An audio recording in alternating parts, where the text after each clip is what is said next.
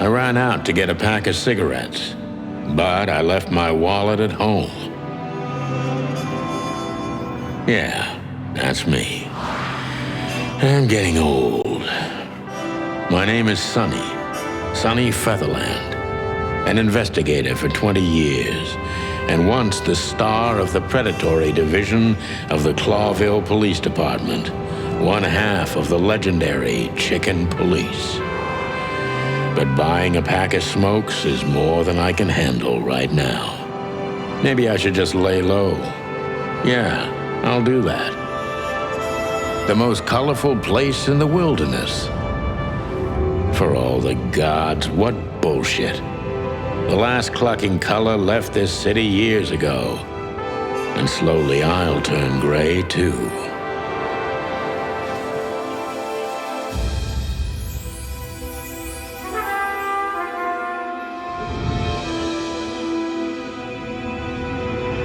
Still, what do I expect? We're living in a vast experiment, and don't even notice that everything got clucked up a long time ago. We believe in this wonderland of peaceful coexistence. Wolves and sheep, chickens and hounds. Yeah, sure, why not? It's just ridiculous. The dog eats the chicken. It's in our nature. I'm not propping up the illusion anymore. 121 days, and it's over. Retirement.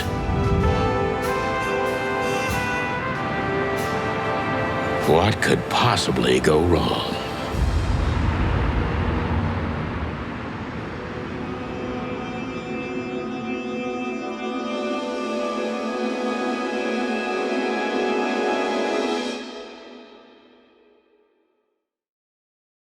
Ah, crap.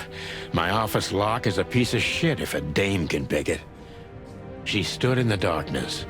The light painted stripes on her body.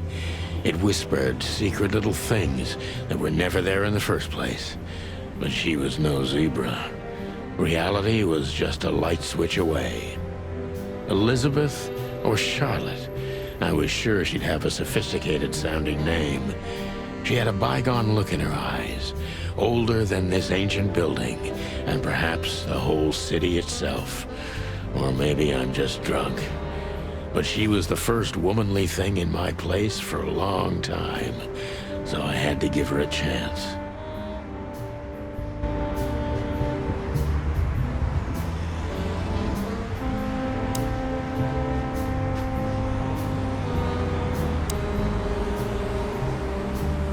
I don't even know what these papers are. Every whiskey has the same color nowadays, at least in this price range. I promised myself I'd write a novel one day.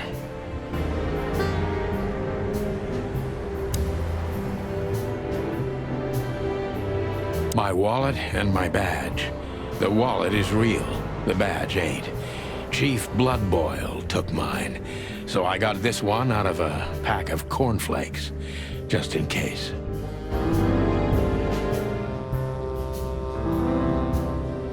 My last cigarette. You're lucky I don't have a light, pal. She doesn't seem so dangerous that I need to grab my gun, but you never know.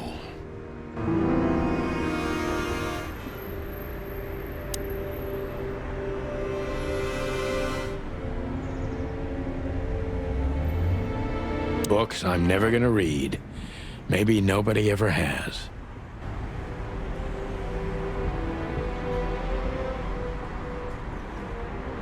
I don't see colors anymore. Only emptiness. Everything faded. I need another drink.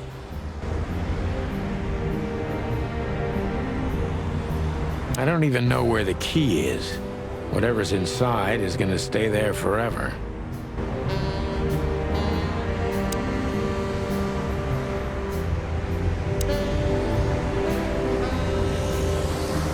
This is one of the most beautiful memories from my old life, before Molly left me. and took our daughter. The good things in life don't last long. The best ones always leave first. I saw that in the window of a shoe store. I never understood it, or what it had to do with shoes. M.B. Davis, the eternal king of jazz. The photo is from the days of jazz prohibition. I only heard the old man live one time, but I'll never forget that night. And not only because I woke up at the harbor without my gun, my badge, and my pants. We used to be star cops a few years ago. Tabloid press, radio interviews, and even a book series. I don't miss those days. Of course, Marty, my old partner, would disagree. He just loved the spotlight.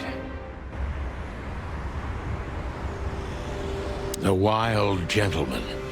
Those guys rebuilt the city after the Great Fire of 867. My heroes when I was a little chick. I'm starting to think they should have left Clawville as it was, burned to the ground.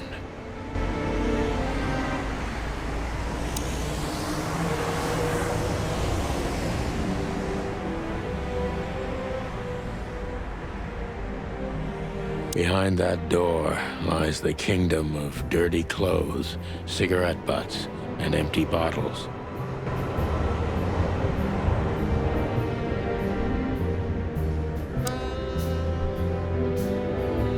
Who is this dame, anyway?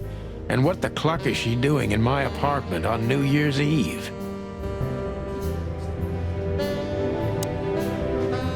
Let me introduce myself. My name is Deborah, Miss Deborah Ibanez. You're mistaken, ma'am. Oh, really? Please enlighten me, Mr. Featherland. I'm not a private eye. I'd recommend Mr. Philmar Lowe instead of me. He's a nice guy. Believe me, Mr. Featherland, it's not an accident I came to you. Look, miss, I work for the police, and I'm currently on leave. I couldn't accept private commissions even if I wanted to. Not even from a classy dame like you. Am I that easy to read? That's my job. But tell me, since you've invited yourself in, would you like a drink? I don't usually drink. Well, I've gotta have one, and it'd be rude of me to drink alone. So, maybe some sherry? If you insist. But bourbon, please. Ah, thank the wild ones. That's all I have. What a coincidence. So come on, spill it from the beginning.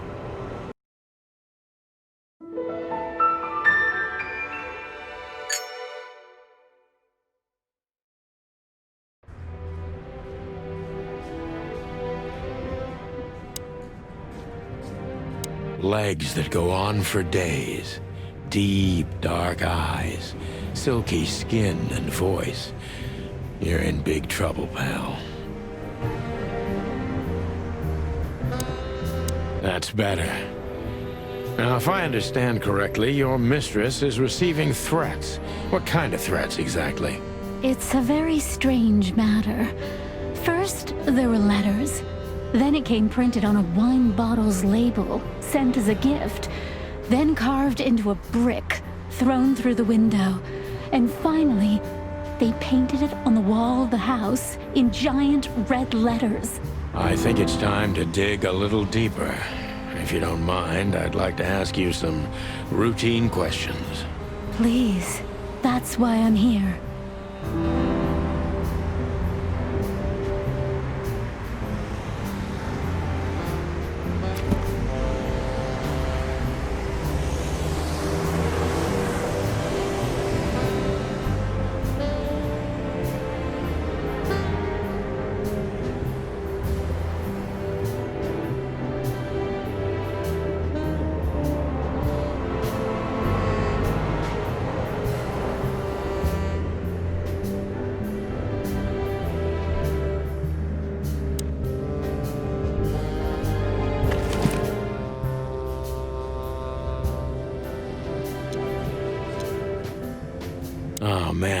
totally get you.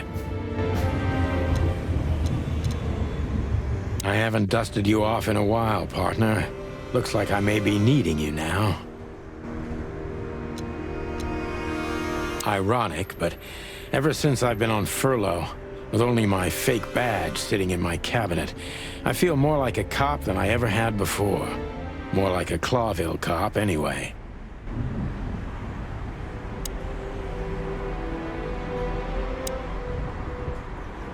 Legs that go on for days. So, this is the part where the interrogation comes. Like in those detective movies. Something like that, Deborah. Yes.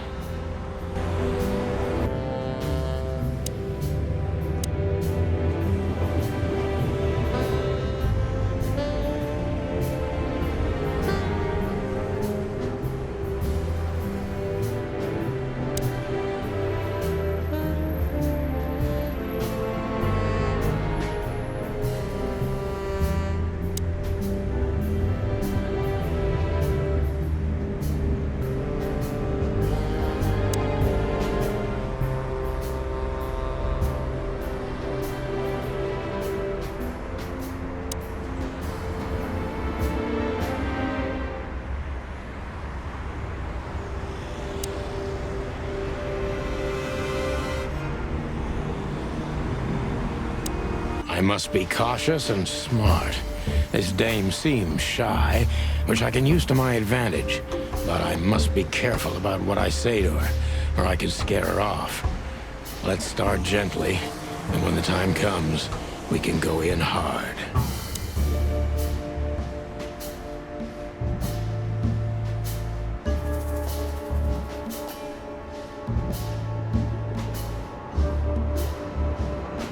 Who exactly are you, ma'am? I'm not somebody important, Mr. Featherland. You're important enough to deal with such a delicate matter, right? I carry out the wishes of my employer, nothing more. This means simple paperwork, most of the time. You've been thrown into deep water, sweetheart. Tell me, can you even swim?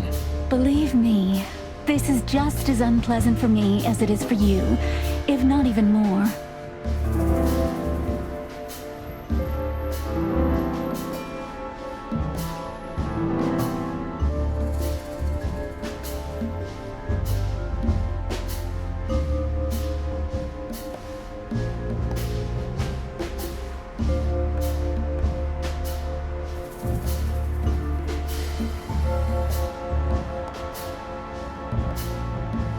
Tell me, which part of the city do you live in? Calavera Hills? Flowerville, maybe? Look, I don't want to answer that. I'm here on behalf of my employer, and not on personal business. Fair point, Deborah. Let's try a different approach.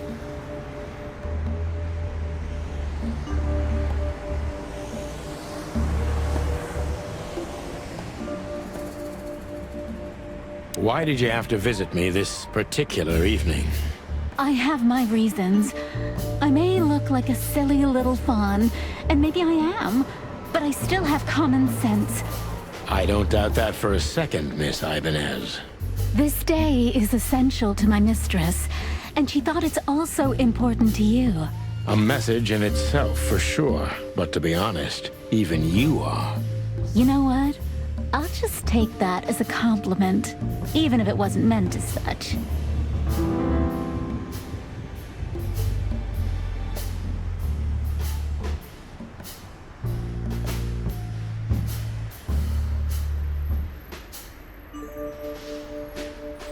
Why did you come to visit me? Why not your employer herself? My employer is Miss Natasha Katsenko. She hasn't been leaving her home lately, only if she really has to. How so? Miss Natasha is afraid. She's scared because of those unwanted messages, and everyone knows who she is. So she's that kind of woman. I don't know what you mean. Of course you do, Deborah. Thank you, by the way. We're finally getting somewhere. We avoided the point long enough. Deborah's hiding something, no question.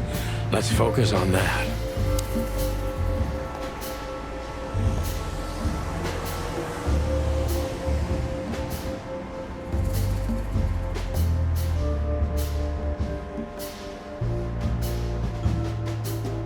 What exactly did you expect by coming here to meet me? I expected your help, just like my mistress said. Oh, that's very nice. But have you seen this neighborhood? Have you seen this wreck called a hotel? Who were you hoping to find in a place like this? Someone reliable. Well, I am reliable. And discreet. That's right. And thorough. No question about that. And has a heart of gold. Okay, let's stop it right there.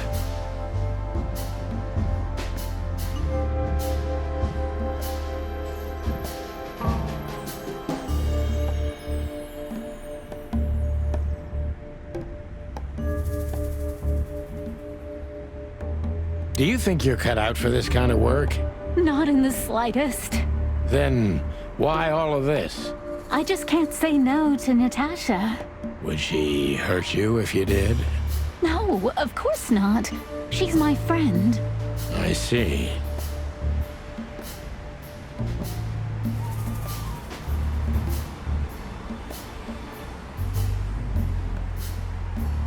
Don't you think this whole thing is a little suspicious? Look, Santino, I'll explain everything. I have no doubt about that. You look just the type, sweetheart. No offense. I'll take that as a compliment. Or maybe I'll act like I haven't heard it. You see, we're starting to understand each other.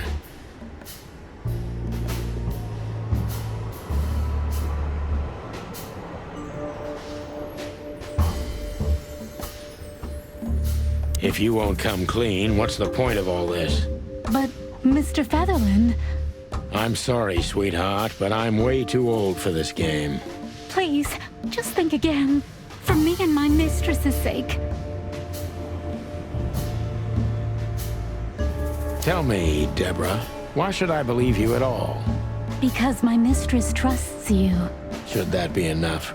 If you really like what she thinks you are, then yes. Damn, what can I say to that? Look, I didn't mean to back you up against the wall. You have a way with words, sweetheart. Did you ever want to be a cop? No, not for the world. Heh, smart answer. Be honest and tell me what you're so afraid of. You know, Mr. Featherland, my mistress's partner is Hobart Wessler. Or as most people know him... Ibn Wessler, the Kingpin. Exactly. Feathery gods, help me. So you get it now. The secrecy. To put it mildly, I think I understand it all. Wessler. This little piece of the puzzle changes everything.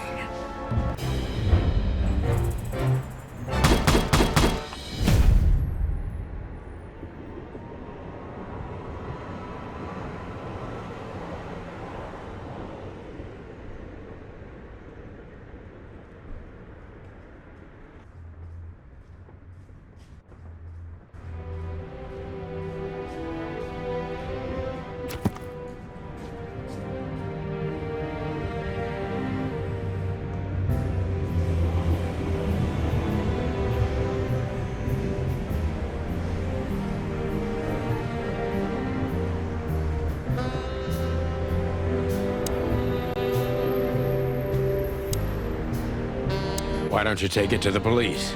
Just go there and file a report. Photos, flashing lights, fingerprints, you know the drill. The evidence is very clear. Even a moderately talented detective could easily wrap this case up. Or just try the phone. 555-111. Please, take a look at this. Well, okay. Let's see.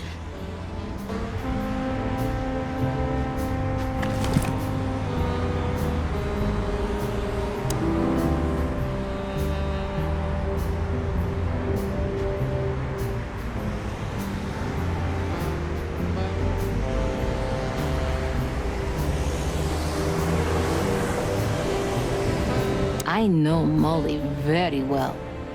Please note this when deciding whether or not to accept my assignment. Miss Ibanez is a trusted friend. Treat her as gentleman. N. I felt like I'd been hit on the back of my head with a blackjack. Reality tilted. Molly. Good gods. What was her name doing there? I glanced at the opposite wall, with the well-worn picture frames. Like an eternally dark hole in the wall. A missing piece.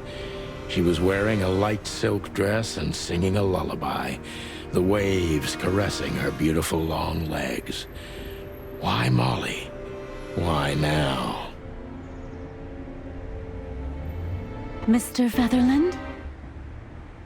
Santino, are you all right? What the hell is this supposed to mean? I don't know anything, Mr. Santino. My mistress told me to give this to you. She said you'd understand. Don't you? Oh, of course I understand, Miss Ibanez. I get it very well. But this case is becoming more and more confusing. It's starting to look like blackmail. Blackmail? Don't play innocent with me. But... All right. When can I visit? Visit? Me? Not you. Miss Katsenko. Oh, yes. You can find her at the Tsar Club. Didn't you tell me she's not the social kind? That she's especially unsociable? Or does she only like loud and crowded clubs? No, she's really not like that. But she owns the place. Judging by the flyer, it must be a very busy club, especially on New Year's Eve, right? I'm sure you'll have no trouble finding Miss Katsenko, but there's one small problem, Mr. Featherland. Let me guess. Mr. Wessler better not know about my visit. Exactly. How did you know? 20 years experience, ma'am. Oh, and please, call me Sonny. It was a pleasure to meet you, Sonny. I'll talk about the rest with Ms. Katsenko in person. A good friend of mine would be happy to take you home if you'd like. I'd appreciate that, Sonny.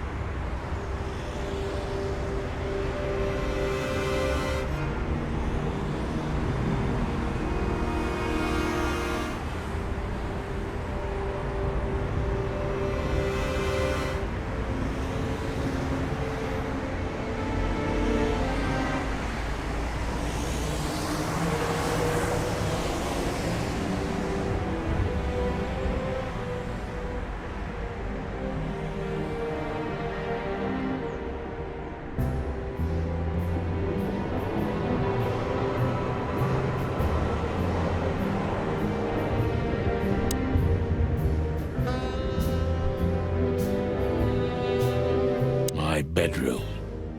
Sort of.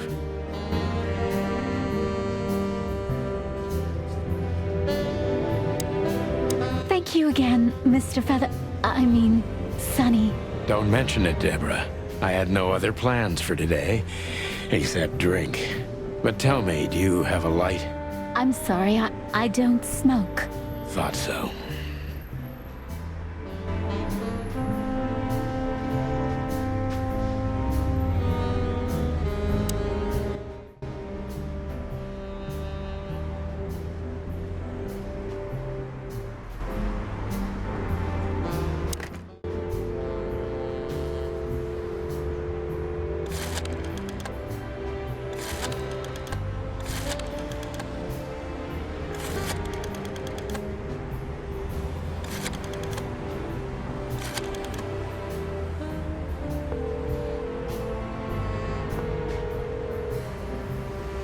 Hey, Lewis. Am I bothering you? No. Of course not, Sonny. What's up? Could you come over? I've got a favor to ask if you're not busy. For you, anything. Just a minute.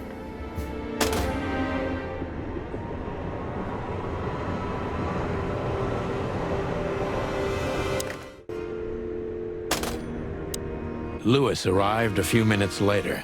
He lived in the rooms above, so it wasn't difficult getting here, not to mention that he's a rabbit. It was a quick hop. The Atlas Hotel was his inheritance. It was once a well-renowned place, but not anymore. The last economic crisis ruined it, and now, besides me, He was the only resident of this enormous place.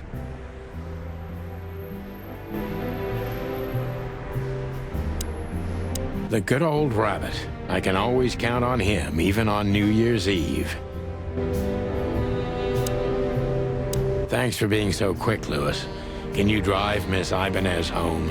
I have some things to take care of. Of course, Sonny. You know, anything for you.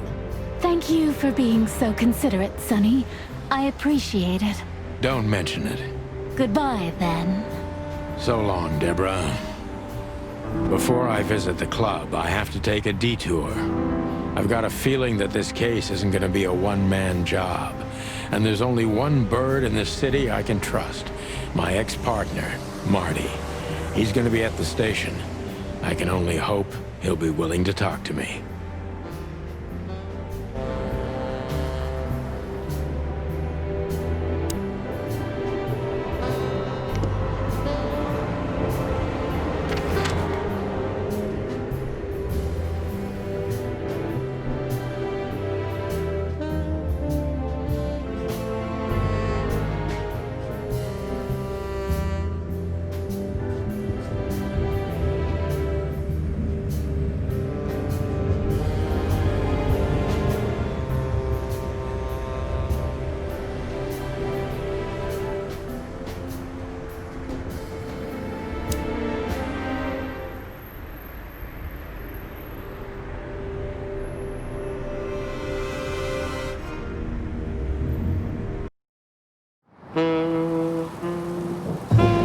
It was New Year's Eve, and I was driving, half drunk, risking my whole life's work. But still, it didn't feel any different. Every day was the same, and the 121 days I had left till my retirement seemed like an eternity. When I look out the window of the hotel room I call home, I see the same thing every day. A woman in a red nightgown dances slowly in circles to smooth music. The 9 o'clock show, with a glass of cheap bourbon and the red gown with the silent music. In the meantime, the proud city of Clawville is slowly eating itself alive. And we're still here, with nothing left to lose but our sanity, while others, the smart ones, had already gone. Molly. Does her name really upset me this much? All those years of solitude, and I still jump without question every time I hear it. And then there's Marty, my ex-partner, who hates me. But I know I have to speak with him, no matter what. Why do I feel like the past is watching me on this goddamn night?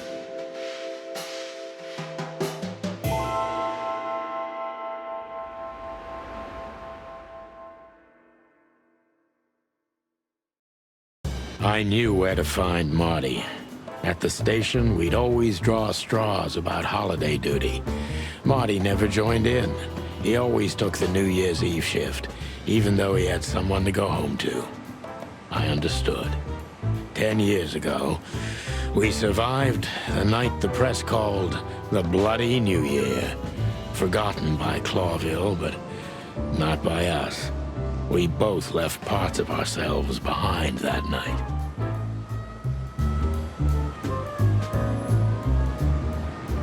Back in the day, I used to patrol the city's streets in one of these. I don't miss it, but it used to have its advantages.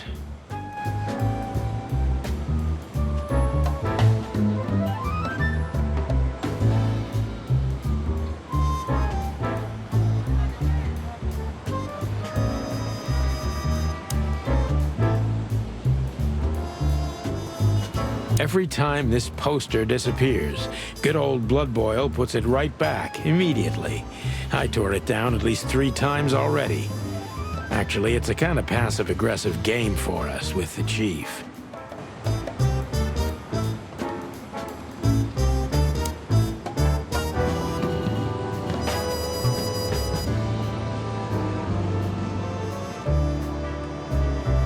Did you miss me?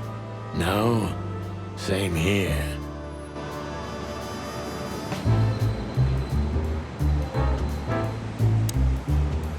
Phyllis and Roy's.